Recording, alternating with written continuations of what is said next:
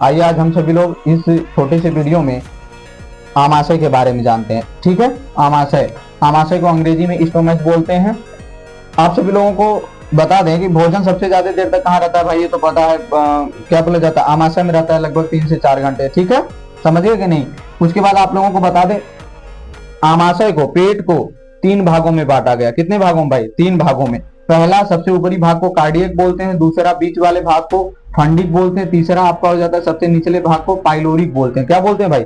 Pyloric बोलते हैं। ठीक है, इन तीनों भागों में। अब ये बताओ, भोजन जब हम लोग ग्रहण करते हैं तो ग्रास नली द्वारा कहाँ आता है? पेट के सबसे ऊपरी भाग में।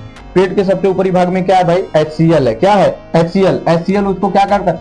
भोजन को, जैसे जो दांतों द्वारा कुछ मतलब तोड़ करके, दांतों द्वारा उसको कूट करके छोटे छोटे टुकड़ों में कर दिया जाता है, उस भोजन को और भी छोटे टुकड़ों में कौन करता है? HCl करने का काम करता है। साथ ही भोजन में जो जीवाणु वगैरह बैक्टीरिया आदि रहती हैं उनको मारने का भी काम करता है। ठीक है ना। दूसरा आपका भाग हो जाता है भाई रूजी, सॉरी ये क्या बोला जाता है भाई? फंडिक। फंडिक में कुछ कांटे जैसी संरचना होती है। कैसी होती है भाई? कांटेनुमा। देख रहे हैं आप लोग, कांटेनुमा कुछ संरचना है जिसे रूजी कहते हैं। इस कांटेनुमा संरचना को रूजी कहते हैं। अब इसका क्या काम क्या है भाई? ये रूजी क्या करता है? भोजन को ज्यादा देर तक रोकने का काम करता है। क्या करता है? रोकने का काम करता है। यदि यह न रहे तो भोजन क्या होगा? यहाँ से छोटे छोटे टुकड़ों में होगा, उसके बाद इस रास्ते से होकर के कहाँ आ जाएगा? डायरेक्ट सड़क जाएगा, है कि नहीं? तो इसलिए ये क्या होता है भाई, रूजी जो होता है कांटेनुमा संरचना, ये भोजन को काफी देर तक रोकने का काम करता है। ठीक है। उसके बाद आप सभी लोगों को बता दें, वो जब हम लोग किसी दिन व्रत वगैरह रखते हैं तो आप सभी लोग देखेंगे, या जिस दिन खाना वाना न खाए रहे किसी कारणवश, आप लोग देखेंगे उठेंगे बैठेंगे ना तो कुछ पेट में जैसे लगता है कुछ गड़ रहा है। समझ रहे हैं कि नहीं? कुछ गड़ रहा है। वो क्यों गड़ता है भाई? ये क्या गड़ता है? तो रूजी, ये जो कांटेनुमा संरचना, जब पेट खाली रहेगा, भोजन रहबा नहीं करेगा, तो वो क्या होगा? वही गड़ता है। ठीक है ना। उसके बाद अगला आपका आ जाता है पाइलोरिक। पाइलोरिक क्या होता है भाई?